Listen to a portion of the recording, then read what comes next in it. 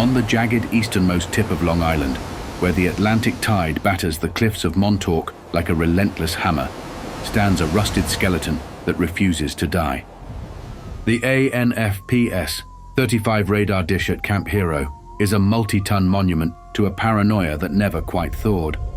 To the casual hiker, it is a picturesque ruin of the Cold War, a hunk of steel frozen against the salt air. But to the initiated, it is the iron lid on a subterranean Pandora's box. For decades, a low-frequency dread has seeped from the sealed bunkers of the Point, whispers of the Montauk Project. This is the real-world shadow that birthed the Hawkins lab of Stranger Things, a dark mirror to the fiction we devour. It is no mere ghost story. It is a sprawling, jagged tapestry where declassified history and impossible nightmares are woven so tightly that the seams have vanished. We are descending into the blurred lines between the CIA's documented pursuit of the human subconscious and the claims of men who insist they saw the future forged in a windowless room beneath the earth. From the phantom frequencies of the Montauk Chair to the hollow-eyed Montauk boys, we investigate a legacy of secrecy so profound that the truth may be yesterday's tomorrow. We have come to the edge of the world to find what remains when the lights go out and the machines start to scream.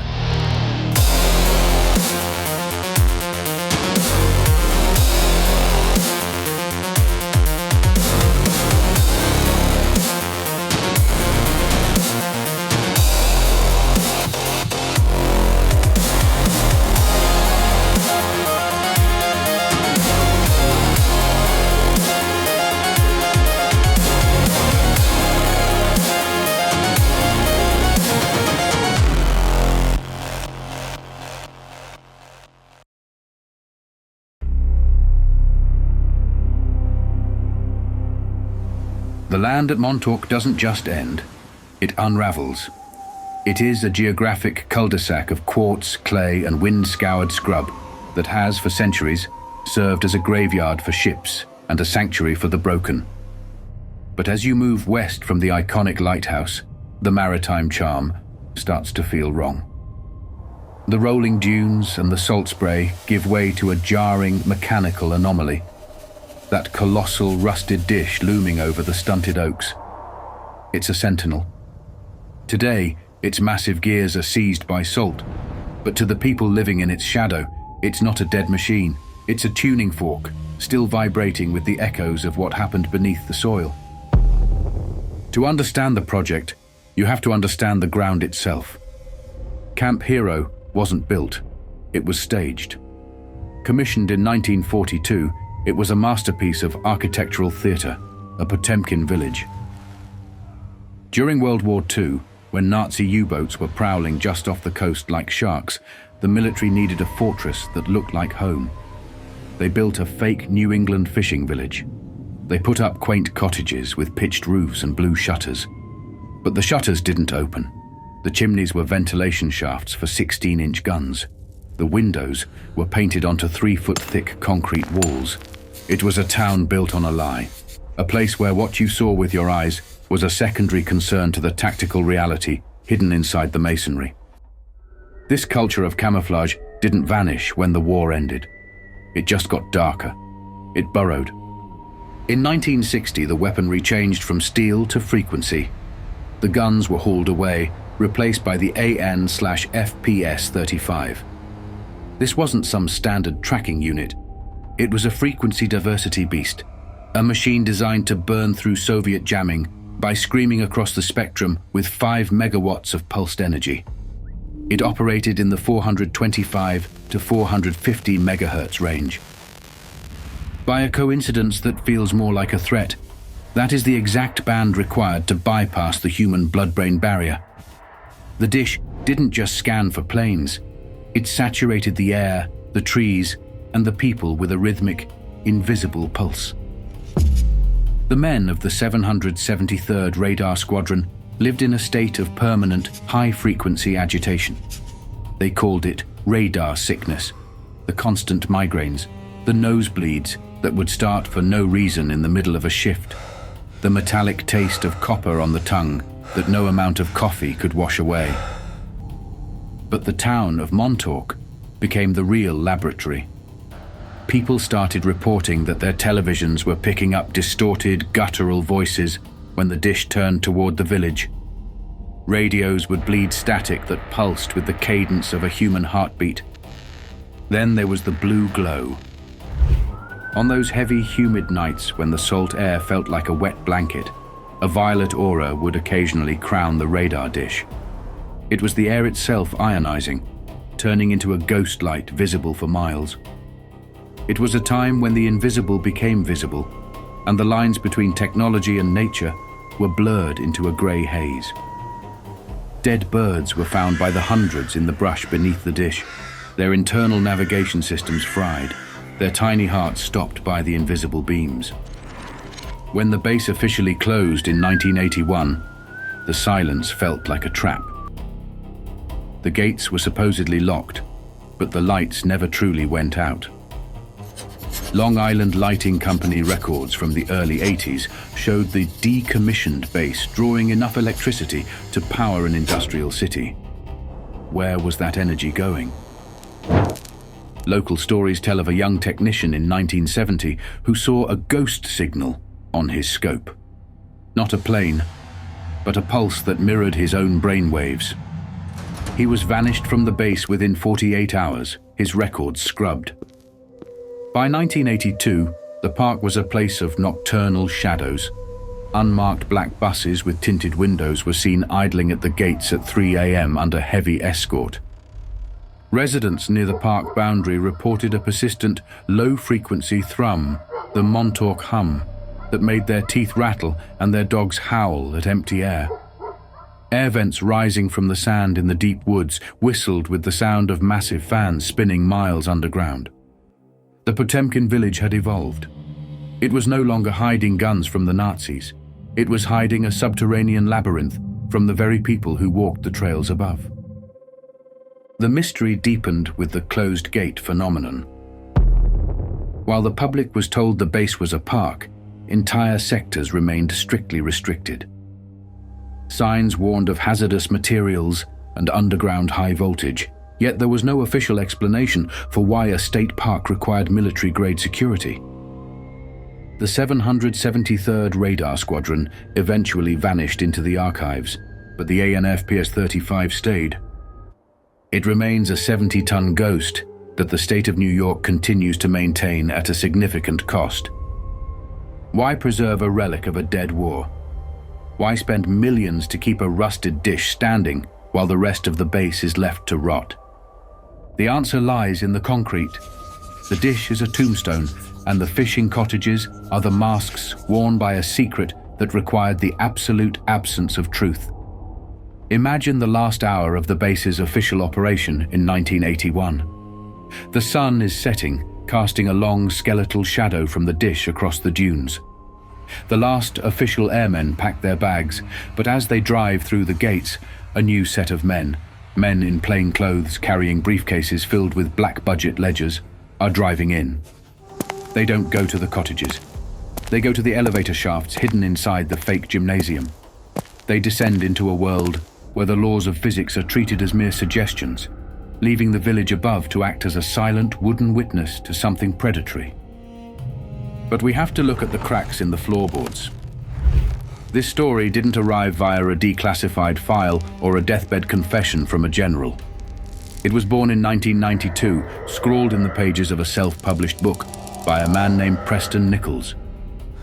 He claimed he was an engineer who had lived a double life, one he only remembered through flashes of recovered memory. This is the jagged, uncomfortable heart of the Montauk mystery. The witnesses are often their own worst enemies. Skeptics point out that in the small, gossipy world of the East End, it would be impossible to run a city-sized bunker without a single local plumber being called to fix a leak. There are no payroll records for the thousands of alleged workers. No photographs of the lower levels exist. The unreliability isn't just a hurdle. It's a cold, psychological horror in itself. If these men are telling the truth, then the government has perfected the art of erasing the human soul. But if they are lying, if they have been infected by a shared delusion. Then we have to ask, what happened to them at Camp Hero that was so horrific they had to invent time tunnels and monsters to explain the holes in their lives? The Potemkin village is still there. We're still looking at the blue shutters and the painted windows, hoping that if we look hard enough, we'll see the gears turning behind the wood. Every hiker who passes a sealed bunker is participating in the experiment, their eyes seeing a park while their subconscious senses a fortress. The air at Camp Hero today is heavy with this tension. When you walk the trails, you feel a pressure in your ears, a phantom vibration that suggests the machine never truly stopped. It is a place where the physical reality seen by the human eye remains a secondary concern to the tactical reality hidden within the walls. We are still living in the village, the radar is still turning, and we are still waiting for the static to clear.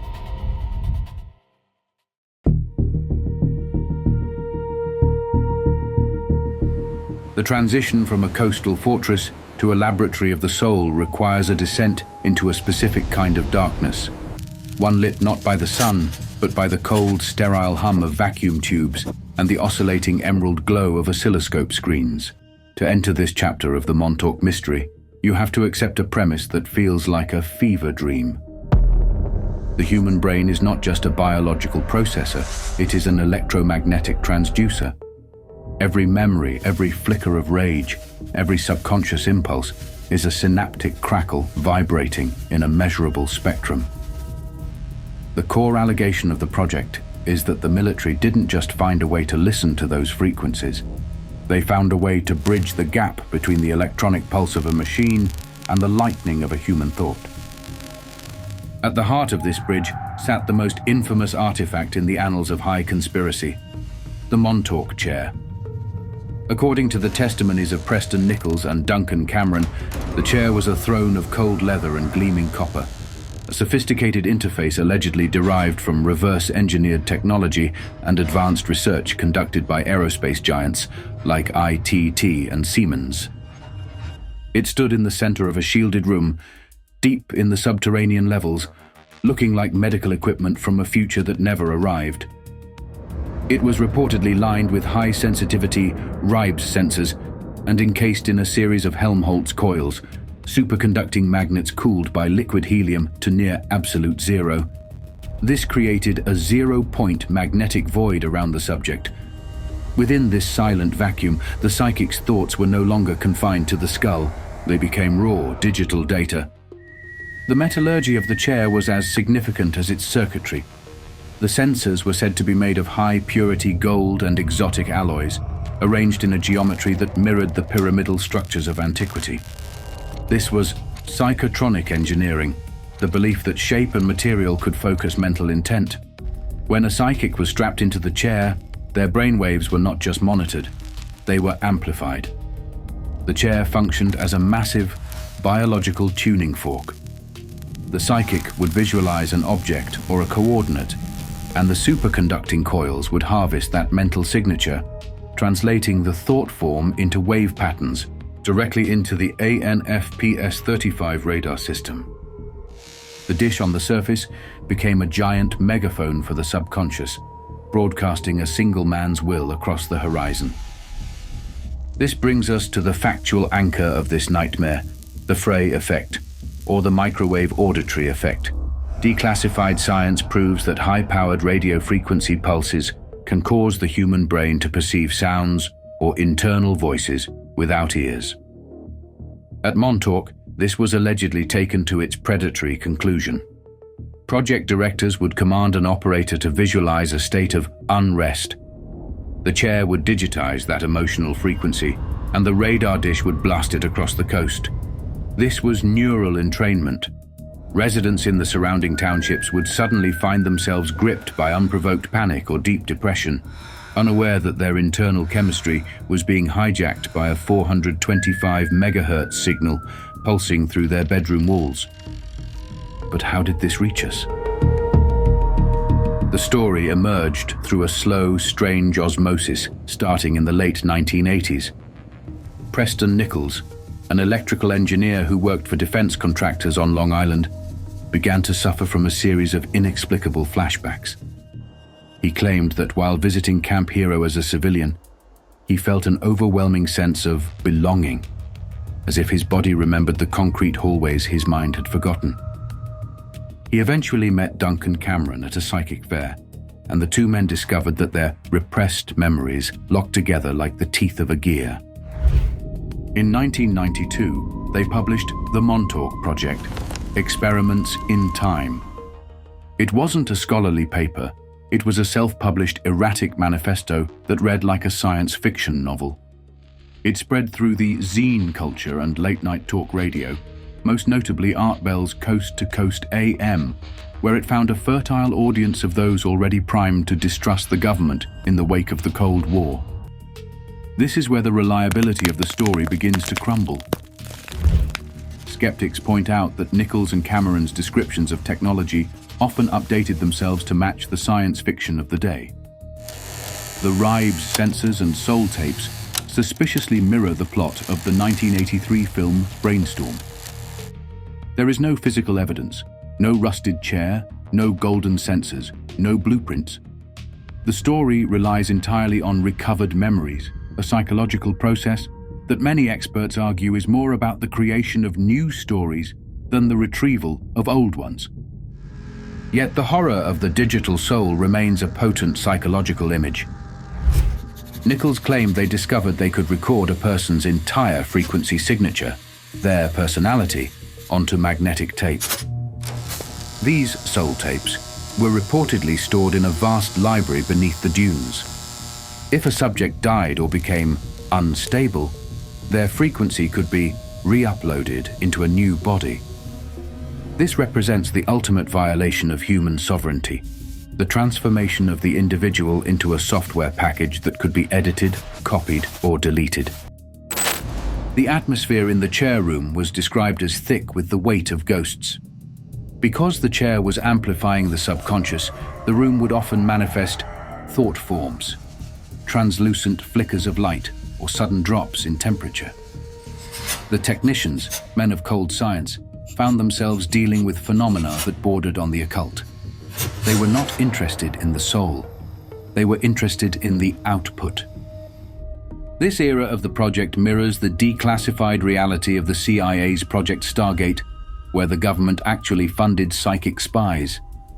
But Montauk was the dark, unacknowledged elder brother, a place where the ethical guardrails were replaced by the unchecked power of a black site. The psychotronic frontier was not just about control, it was about the search. The project directors were obsessed with finding the God frequency, the specific vibration that would allow them to communicate with an origin point beyond human understanding.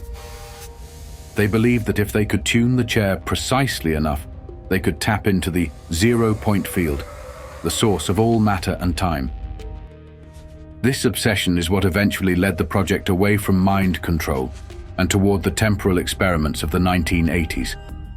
They realized that the mind wasn't just a receiver, it was a compass. And if you followed the compass deep enough into the subconscious, it would lead you to a ship in a green fog, 40 years in the past. There is no outside to this experiment. If the air itself can be turned into a carrier for thought, then the world is the laboratory, and we are all seated in the chair, waiting for the frequency to change. The Potemkin village was the first lie, but the psychotronic sovereign was the second, deeper lie, the illusion that our thoughts are our own. The Montauk Project was the first time we tried to automate the soul, and the rusted remains of Camp Hero are the only evidence we have of the price we paid for that attempt. By 1979, the chair had allegedly been perfected.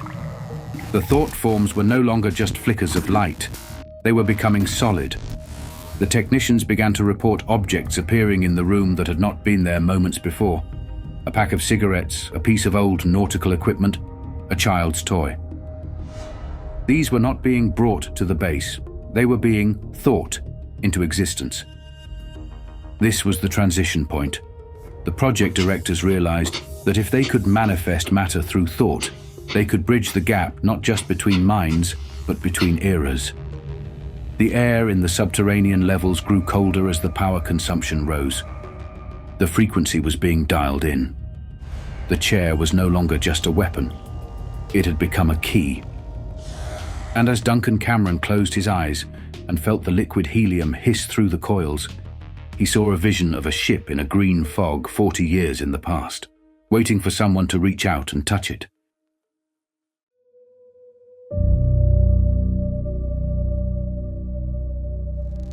The darkness beneath Camp Hero was never merely the absence of light. It was a curated wait, a pressurized silence that served as the primary tool of the trade. To enter the lower levels of the facility was to step out of the timeline of the American dream and into a factory where the human soul was treated as raw, industrial material. This was the domain of the Montauk Boys, a narrative that exists at the chilling intersection of urban legend, trauma-based conditioning, and the documented overreach of Cold War intelligence agencies. If the radar dish was the voice of the project and the chair was the mind, then the boys were the hardware. Biological processors broken and rebuilt to interface with a reality that the average human psyche was never meant to perceive. The recruitment process was a masterpiece of predatory logistics. According to the harrowing accounts that began to flood the conspiracy underground in the mid-90s, the project did not look for volunteers. It looked for the invisible. In the late 1970s and early 1980s, the Port Authority bus terminal in Manhattan was a jagged landscape of runaways and throwaway children. They were the boys whom society had already agreed to forget.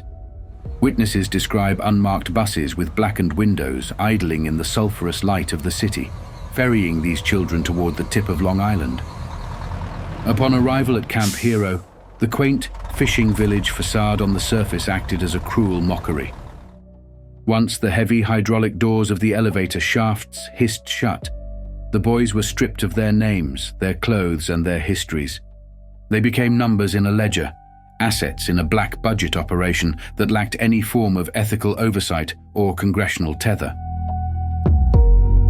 The architecture of the labyrinth beneath the dunes was designed to induce a total sensory collapse.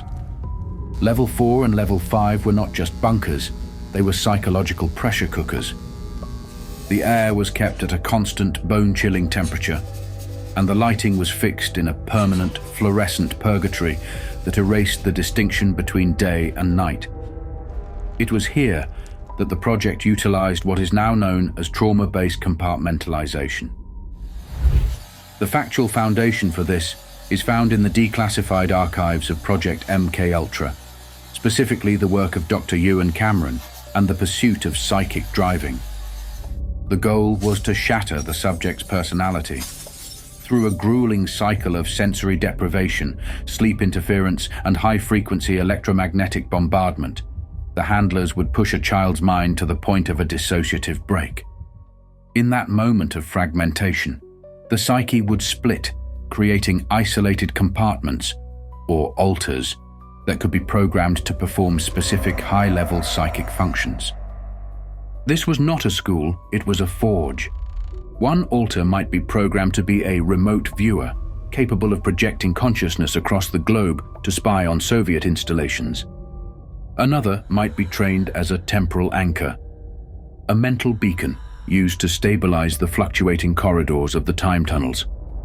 The horror of this process lies in its clinical efficiency. The primary personality of the boy remained unaware of what the alters were doing. He would wake up in his bunk feeling only a profound, hollow exhaustion, his mind a Swiss cheese of missing hours and phantom memories. The handlers treated these children with the cold indifference of a computer programmer debugging code. If a subject burned out or became mentally unstable, he was simply deleted from the program, often through the use of memory-erasing drugs, or, as some darker accounts suggest, more permanent means of disposal. The sensory deprivation tanks were a pivotal part of this conditioning. Imagine a child floating in total darkness, suspended in a saline solution that matches his body temperature until he can no longer tell where his skin ends and the water begins. In this state of total unsensing, the only thing he can hear is the low rhythmic thrum of the ANFPS-35 radar dish spinning miles above his head. The frequency would be pulsed directly into the water, a 425 megahertz heartbeat that entrained the boy's brainwaves to the machine. Over weeks and months, the child would stop being an individual and start being a biological component of the Montauk system. He was being prepared for the chair. The project directors realized that an adult mind was too rigid, too anchored in the consensus reality of the world, but a child's mind was plastic. It could be bent into shapes that allowed for the perception of non-linear time and multidimensional space. Stuart Swerdlow's testimony provides a visceral first-hand account of this indoctrination. He describes the white rooms where the air smelled of ozone and medicinal alcohol, and the presence of handlers who wore no insignia and spoke in muted, technical tones. Swerdlow claims that the training involved the use of virtual reality long before the technology existed in the public sector. Projections of alien landscapes and future cities meant to desensitize the boys to the visual shocks of temporal travel. They were being turned into psychic janissaries, a warrior class of the mind that belonged to no nation and no family. They were the property of the project, and their utility was measured in their ability to withstand the immense psychic pressure of the Montauk Chair. The narrative of the Montauk boys takes an even more sinister turn with the introduction of the Sleeper Protocol. The project was reportedly not just interested in what the boys could do while they were at Camp Hero, but what they could do once they were returned to the world. Many survivors claim that after their processing was complete, they were subjected to a final, intensive session of memory suppression and returned to the streets or their families. They were given cover stories, false memories of summer camps or military schools, to bridge the gaps in their lives. However, deep within their subconscious sat the programmed alters, waiting for a specific frequency trigger or a keyword to be broadcast over the national airwaves. The implication is that thousands of these men are currently living normal lives, working as doctors, lawyers, and laborers, entirely unaware that they carry a black site within their own minds, ready to be reactivated at the whim of an agency that officially doesn't exist. But as with the chair, we must question the origins of this terrifying claim. The Montauk Boys story gained momentum in the mid-1990s, coinciding precisely with the height of the satanic panic. The accounts of ritualized trauma, underground labyrinths of cages, and missing children share almost identical DNA with the thousands of debunked cases of recovered memory that flooded the American legal system during that decade. Critics argue that without a single missing person report linked to the base, or any physical evidence of the cages, the boys are a projection of cultural guilt, a way for society to process the very real documented horrors of the Cold War by turning them into a supernatural nightmare. The story spread not through investigative journalism, but through the conspiracy circuit, a self-reinforcing echo chamber of lectures and self-published paperbacks that prioritized sensation over proof. Yet, to dismiss it entirely is to ignore the factual history of the Willowbrook State School and the Tuskegee experiments. These are not conspiracy theories. They are documented instances where the United States government used its most vulnerable citizens as disposable test subjects. The Montauk Project is the logical, albeit extreme, conclusion of that era of unethical research. It represents a period in the Cold War when the defense of freedom was used to justify the total destruction of individual freedom.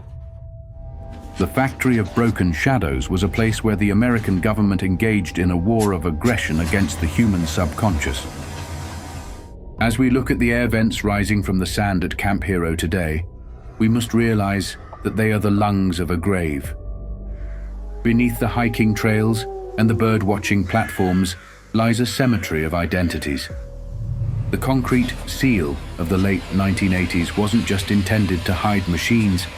It was meant to entomb the evidence of a generational atrocity. The boys were the ghost in the machine, the human cost of a technological pursuit that viewed the soul as a commodity. Every rusted door and welded shut hatch is a testament to the effort required to keep those shadows from speaking. The factory is quiet now, filled with millions of tons of pressurized concrete. But the sleeper protocol suggests that the project is never truly over. It exists in the missing time of a generation, in the unexplained nosebleeds of the residents of Long Island, and in the Montauk hum that still vibrates in the bones of those who live near the dish. We are all living in the shadow of the factory, and the broken shadows are still waiting for the frequency to change, waiting for the moment when the seal finally cracks and the truth, no matter how shattered, finally comes to light. The silence of the Atlantic is a mask. The concrete of the bunkers is a mask. But the truth of the Montauk boys is a signal that cannot be jammed.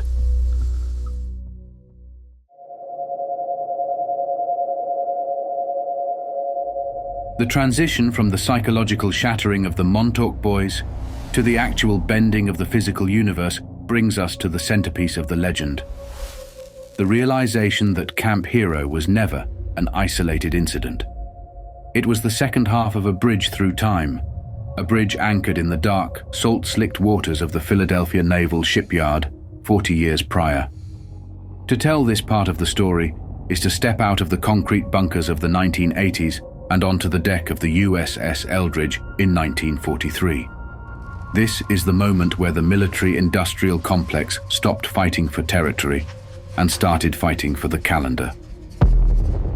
The Philadelphia Experiment, or Project Rainbow, is the ghost that haunts every gear and vacuum tube at Montauk.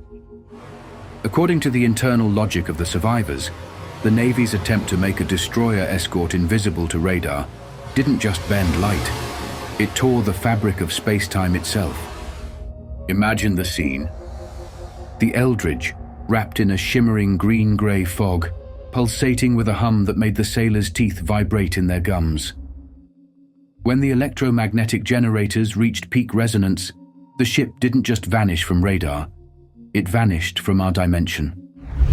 When it reappeared in Philadelphia after a brief, terrifying materialization in Norfolk, Virginia, the result was a tableau of molecular chaos.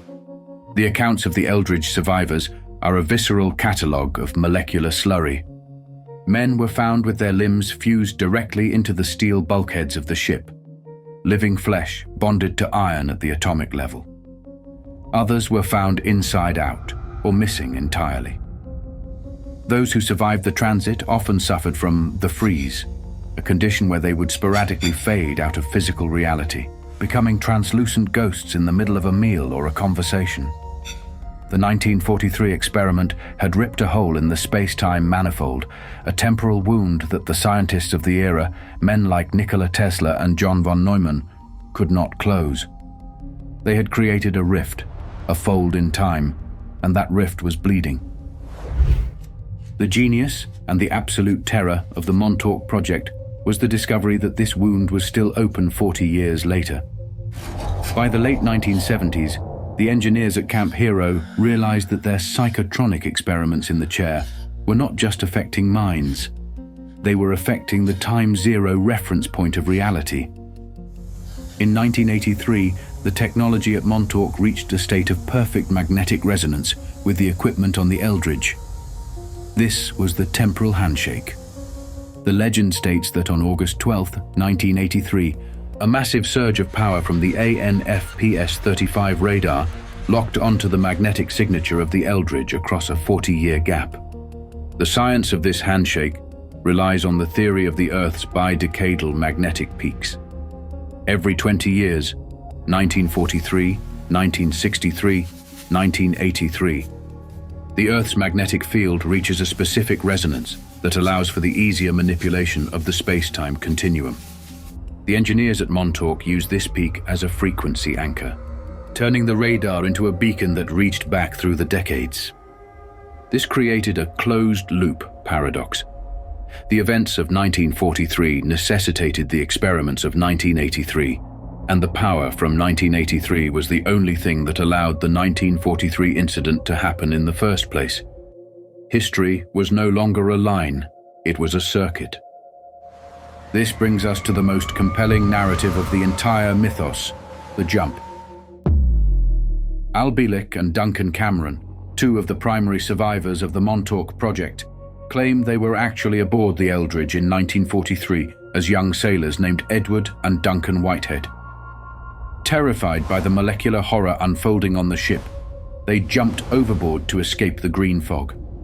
Instead of hitting the cold, oily waters of the Atlantic, they fell through a swirling grey void, a temporal tunnel that smelled of burnt ozone and ancient electricity.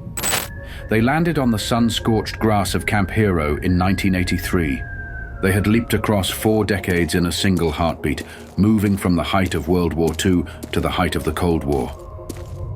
The time tunnels themselves are described with a haunting novelistic detail that defies the clean imagery of Hollywood. They were not stable portals. They were described as jagged, shimmering apertures in the air of the subterranean bunkers. To enter a tunnel was to experience a total sensory collapse. Subjects reported that their bodies felt like they were being stretched into infinite threads of light, while their minds were flooded with non-linear memory, every moment of their past and future happening simultaneously. The Delta T antenna, an octahedral structure composed of copper and gold, acted as the steering mechanism. By manipulating the time-zero reference point of a psychic seated in the Montauk Chair, the technicians could aim the tunnel at any point in history. The Delta T, Delta Time antenna, was a masterpiece of fringe engineering. It sat in a shielded room, its geometry designed to warp the local space-time manifold. According to Nichols, the antenna created a vortex that allowed the physical transit of people and equipment. They weren't just sending signals, they were sending scouts. There are accounts of temporal reconnaissance missions where boys were sent into the future to bring back technology or into the past to monitor key pivot points in American history. This was the ultimate black budget pursuit, the ability to own not just the present, but the timeline itself. However, the how and why of this story reaching the public is as convoluted as the tunnels themselves. Al Bielek did not remember his life as Edward Whitehead until 1988, after seeing the Hollywood film The Philadelphia Experiment. He claimed the movie acted as a psychic trigger, shattering a lifetime of repressed memories. This is the primary point of failure for skeptics. The fact that the most detailed accounts of the project only emerged after they had been dramatized by pop culture. Critics argue that Bielek and Nichols were not whistleblowers, but victims of a cinematic infection, grafting the plots of science fiction onto their own fractured lives. Furthermore, official Navy logs place the USS Eldridge in the Bahamas during the alleged experiment, and no record of Whitehead brothers exists in the ship's manifest. Yet the unreliability of the witnesses doesn't explain the physical anomalies at Camp Hero. If the story is a lie, why did the military feel the need to fill the bunkers with millions of tons of concrete, just as Bielek began to speak? The fold in time suggests that the experiments created a splinter in the universe. We are living in the splinter. The rusted radar dish is not just a relic of radar technology. It is the grounding pin for our current version of reality. If the dish were ever fully dismantled, some fear the temporal lock would break, and the 1943 Eldridge incident would finally resolve itself, perhaps erasing the last 80 years of history in the process. The fold in time concludes with a sense of existential vertigo. The realization that the past is not past, but merely elsewhere, is a terrifying proposition. It suggests that our history is a curated experience managed by the operators of the Montauk Chair. As the Atlantic waves continue to erode the cliffs of Camp Hero, they are slowly uncovering the physical evidence of this temporal anchor. Every year, the cliffs recede, bringing us closer to the sealed bunkers that supposedly house the Time Zero equipment. The technical success of the temporal experiments was the project's greatest failure. They learned how to move through time, but they lost the ability to live in the present. The fold in time is a reminder that some doors are meant to be locked. The Eldridge remains a ghost ship, and Montauk remains a ghost base, both of them suspended in a magnetic loop that defines the very shape of our reality. They are two ends of a single wire, and the current is still running.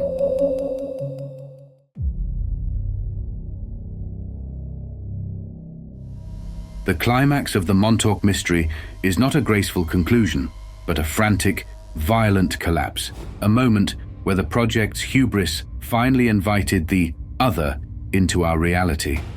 To understand the end of the Montauk Project, we must look at the event known as the Beast from the Id, a manifestation that sounds like something torn from the pages of a Stephen King thriller, but which survivors insist was the inevitable result of pushing the human mind past its breaking point. By August of 1983, the tension within the lower levels of Camp Hero had reached a fever pitch. The temporal handshake with the 1943 USS Eldridge had been established, the time tunnels were operational, and the power demand was surging to critical levels. According to Duncan Cameron, the primary psychic operator, the project's directors were no longer satisfied with observation. They were experimenting with the physical manifestation of thought. On the night of August 12th, the order was given to bring something through. Cameron, seated in the Montauk Chair, his mind amplified by the massive radar dish, reached deep into his own subconscious. But instead of the geometric perfection the scientists expected, he released a nightmare. The beast was described not as a creature of flesh and bone, but as a semi-translucent, shifting entity, a literal manifestation of pure, unadulterated trauma and aggression. It was a beast from the id, a psychological predator given physical form by the electromagnetic energy of the base. Accounts describe a scene of pure chaos. The entity materialized in the subterranean levels, tearing through reinforced steel doors and severing high-voltage cooling lines with a strength that defied the laws of biology. The base's internal alarms screamed as the creature began to dismantle the very infrastructure that had birthed it. Realizing they had lost control of the experiment, the command staff gave the final, desperate order: destroy the equipment. The shutdown was a scorched earth operation. Technicians took axes to the superconducting coils of the Montauk Chair. Cables were severed with blowtorches, and the Delta T antenna was smashed. As the power died, the beast allegedly faded back into the static, leaving behind a ruined laboratory and a fractured reality. In the weeks that followed, the military didn't just abandon the site, they attempted to delete it. This brings us to the most tangible evidence of the project's existence: the Great Cement Pour. Between 1986 and 1987, locals reported an endless parade of cement trucks entering Camp Hero. The official reason was to seal the site for public safety, but the sheer volume of concrete used was unprecedented. According to urban explorers who have since bypassed the fences, entire stairwells, elevator shafts, and ventilation ducts were pumped full of pressurized cement. They weren't just locking the doors, they were attempting to turn the lower levels into a solid block of stone, encasing whatever equipment or evidence remained in a permanent geological tomb. The physical reality of the site today is a study in silence and restriction. While the surface of Camp Hero is a state park, it is a landscape of no trespassing signs and high-voltage warnings that guard nothing but empty air. Urban explorers tell a different story. They speak of the deep bunkers, where the air remains unnaturally cold, and the sound of mechanical fans can still be heard through air vents that should have been silent for decades.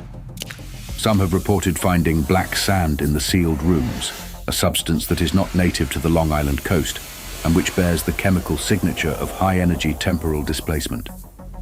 These explorers often report that their electronic equipment, cameras, Geiger counters, and digital recorders, malfunctions near the base of the radar dish, as if the site is still bleeding electromagnetic energy. This brings us to the final sobering question: how reliable is any of this? The story of the Beast and the 1983 shutdown reached the public through the same self-published fringe channels as the rest of the legend. Skeptics point out that the manifestation of a psychic monster perfectly mirrors the plot of the 1956 film Forbidden Planet, where an advanced race is destroyed by monsters from the id. Critics argue that the cement pour was not a cover-up for a time machine, but a standard, albeit massive, decommissioning project for a base contaminated with PCBs, asbestos, and lead. In this light, the Montauk Project is less of a secret history and more of a folk myth for the digital age. A story that uses the language of science to express the very real trauma of living in a world of government secrets. Yet the black budget paper trail provides a final factual layer to the legend. Investigations into the funding of Camp Hero during its decommissioned years reveal a labyrinth of subcontractors and corporate shells. Companies like AIL and ITT appear in the records, linked to untraceable expenditures that run into the hundreds of millions of dollars. The paperwork for the 773rd Radar Squadron's final years is frequently returned with heavy redactions. In the world of intelligence, a vacuum of information is often as informative as the information itself. Why hide the records of a radar squadron unless that squadron was doing something more than just watching the sky? The cultural legacy of the project is perhaps its most visible evidence. The story of Montauk, the telekinetic child, the sensory deprivation tank, the monster from the subconscious, became the foundational trope for Stranger Things. But the survivors suggest that the show is a form of soft disclosure, a way of preparing the public for the truth by presenting it as fiction. They argue that the Upside Down is a literal description of the temporal corridors opened at Camp Hero. Whether or not this is true, the mythology has achieved a form of mimetic immortality. It has become a permanent part of the American psyche, a modern ghost story that refuses to be debunked because it is built on the very real history of government overreach. As we stand before the rusted, salt-pitted gates of Camp Hero today, we are forced to reconcile two diametrically opposed realities. The first is the possibility that the American government successfully harnessed the human mind to bend the very fabric of time and space, leaving us to live in the shivering wake of a shattered timeline. It is a narrative of monsters and machines, of stolen children and temporal loops. But the second reality is perhaps even more unsettling, the possibility that none of it happened at all. To dismiss the Montauk Project as merely a collection of delusions is a comforting thought, but it ignores the truth of this investigation. If the Montauk Project was a fiction created by men with implanted memories, it represents the most successful psychological operation in history. We have spent this journey looking for the beast in the bunkers, but we have overlooked the true experiment, the story itself. By allowing these wild tales to circulate, the architects of secrecy created a conspiracy vacuum that drowned out the signal of their actual activities. The genius of Montauk isn't what they hid under the ground. It's what they hid in plain sight by letting us believe in the impossible. This site functions as a giant physical lightning rod for the American psyche. It draws our eyes toward the fantastic so that we do not look at the mundane.